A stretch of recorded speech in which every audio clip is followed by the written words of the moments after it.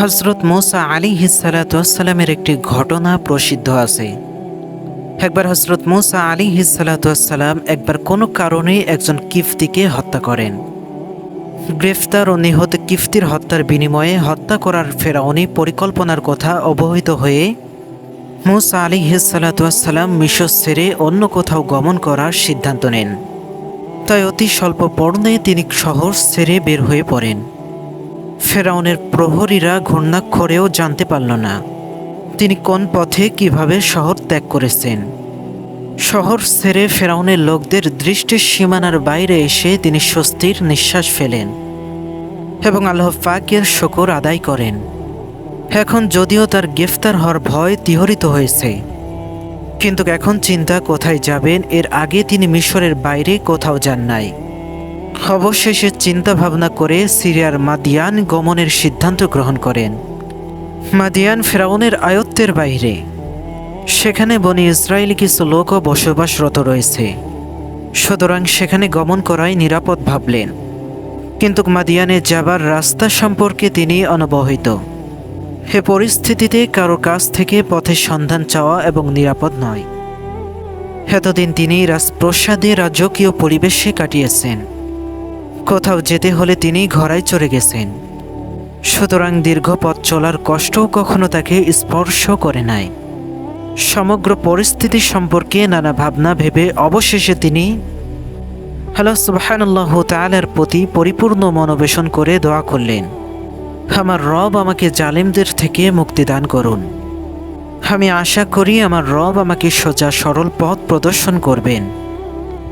আল্লাহ সুবহানাল্লাহু তাআলা মূসা আলাইহিস সালাতু ওয়াস সালামের দোয়া কবুল করলেন এবং আপন কুদরতে এমন এক সোজা সরল পথে তাকে উঠিয়ে দেন, যেখানে ওঠার পর তার মনের সব ভয়, চিন্তা, শঙ্কা, অস্থিরতা সাথে সাথে দূর হয়ে যায়। তিনি নিজেকে নিরাপদ ভাবছিলেন, শূন্য হাতে কোনো রকম পথেই ছাড়াই মাদিয়ানের পথে চলছেন।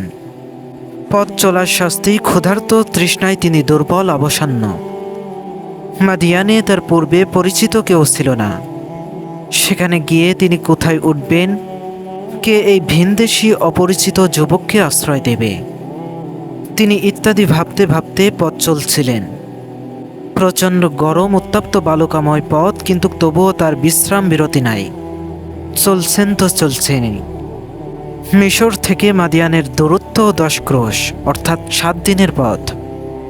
অবশেষে তিনি মাদিয়ানে উপস্থিত হন।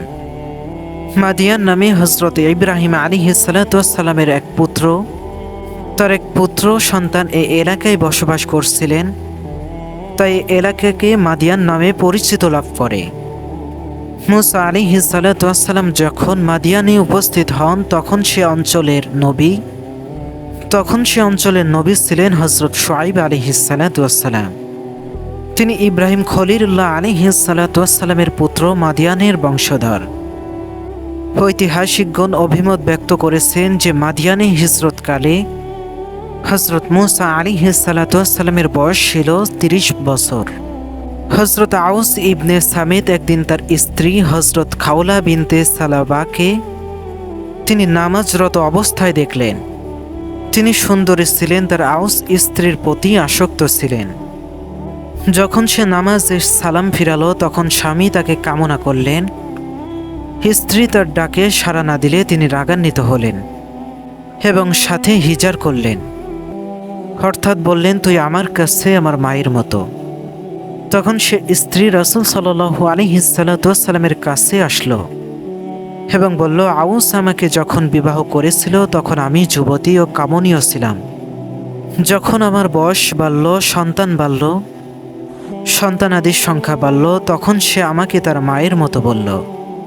কিন্তু আমার কিছু ছোট্ট ছোট্ট বাচ্চা রয়েছে, সে বাচ্চাদেরকে তার সাথে সম্পৃক্ত করলে অবশ্যই ধ্বংস হয়ে যাবে, আর আমার সাথে দিলে অদ্ভুক্ত থাকবে।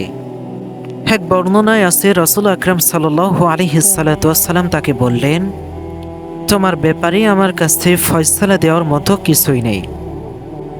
আর অন্য এক বর্ণনায় আছে যে রাসূল আকরাম সাল্লাল্লাহু আলাইহিস সালাতু ওয়াস সালাম তাকে বলছেন যে তুমি তার জন্য হারাম হয়ে গেছো।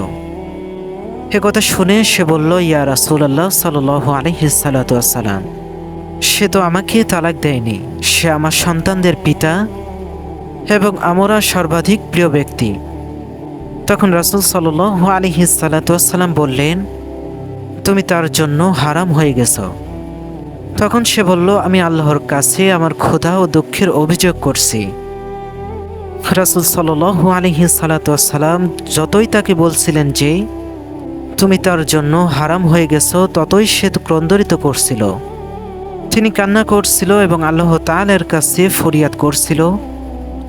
যখন সে এরকম অবস্থায় ছিল, তখন রাসূল সাল্লাল্লাহু আলাইহি সাল্লামের মুখমণ্ডল সাথে সাথে পরিবর্তন হয়ে গেল এবং আল্লাহ সুবহানাল্লাহু তাআলা নবী সাল্লাল্লাহু আলাইহি সাল্লামকে জানিয়ে দিলেন।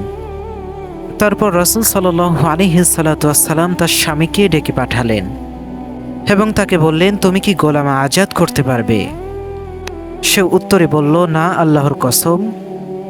তখন রাসূল সাল্লাল্লাহু আলাইহি সাল্লাম বললেন, তাহলে রোজা রাখতে পারবে কি? সে উত্তরে দিল, না, আল্লাহর কসম। আমি দৈনিক একবার দুবার খেতে না পারলে আমার দৃষ্টিশক্তি লোপ পায় এবং মনে হতে থাকে যে আমার মৃত্যু আসবে। তখন রাসূল সাল্লাল্লাহু আলাইহি সাল্লাম তাকে বললেন, তাহলে 60 জন মিসকিনকে খাবার দান করতে পারবে কি? সে উত্তর দিল, না, আল্লাহর কসম ইয়া রাসূলুল্লাহ সাল্লাল্লাহু আলাইহি সাল্লাম, তবে আপনি আমাকে সাদাকা দিয়ে সাহায্য করলে পারবো। তখন রাসূল সাল্লাল্লাহু আলাইহি সাল্লাম তাকে 15 জনের খাদ্য দান করলেন এবং আউস নিজের পক্ষ থেকে সমপরিমাণ দিয়ে 60 জন মিসকিনকে খাবার দান করলেন।